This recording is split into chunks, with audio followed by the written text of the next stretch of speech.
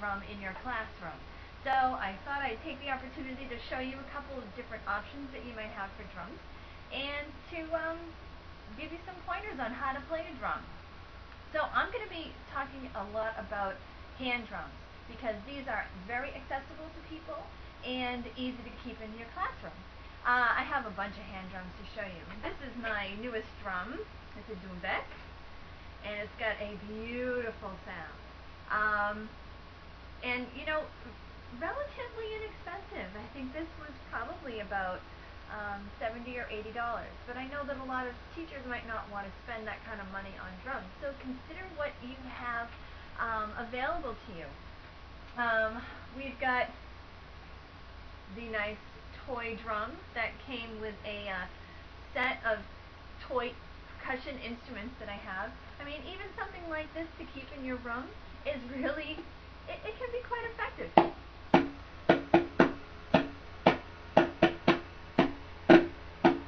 And because it's not so loud, maybe that's exactly what you want in your classroom. There's also this. These are actually two parts of a bongo drum where the thing that keeps them together was broken and fell apart and kind of got lost. But anyway, it provides you with a couple of hand drums. And bongos, you know, think about if you have a music teacher in your school that has maybe an old drum that she or he is willing to let you borrow for the year, or just borrow until you get your hands on your own drum. But this, you know, kind of gives you a nice little handle to hold on to and gives you a little bit of sound.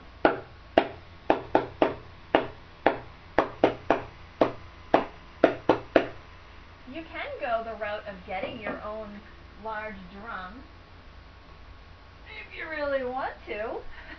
I know a lot of teachers that are very interested in drums and in drumming. This drum I found at Marshall's, and I mean, how great is that? And that was relatively inexpensive. This again, a lot of schools will have a doumbek like this that you can use. And these two djembe African drums were also found. I found them at Marshall's. So you never know what you're going to find. And this little one, this is a nice little African drum that I bought for my son when he was about, I don't know, 3, 6 months old. And gives a very nice sound, really easy to keep in your classroom. So where can you keep your drum in your classroom? Well, if you have a rug area, you can keep it in your rug area around so that people can use it, pick it up and hold it and use it.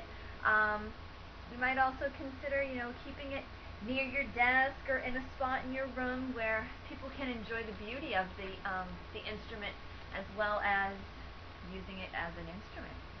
So, basic technique. First thing is you want to keep your rings off. This hand is what I usually use for on the drum head, because if you use your ring and you start banging your ring, you're going to ruin the drum, you're going to ruin your ring. So this hand's where I have my wedding ring. It's kind of hard to get it on and off. I just use the fingertips on that one, and I use maybe the whole hand on this one. So when you're playing on a drum head, you want your focus to be going up instead of pushing down. So you'll notice the difference in the sound. Versus when you put your hand up and focus on the up of your the motion of your hand, you're going to allow the drum head to vibrate and come out the bottom of the drum. And a fun thing to do with your students and even with yourself is to have your drum, put your hand in the bottom and feel the vibration. Just a great little science inquiry. You can actually feel the vibration shooting out of the bottom of the drum. It's a really neat thing.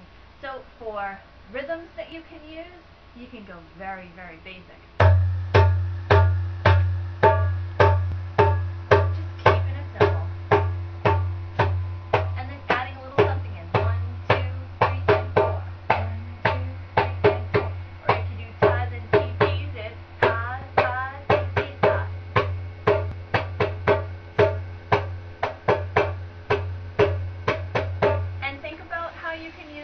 The different parts of the drum head.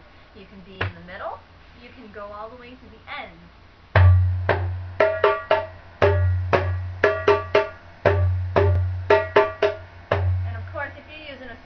that's going to have a little bit of a different sound, but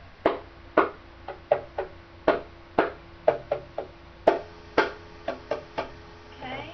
And there's also different techniques. One of my favorite is the flick.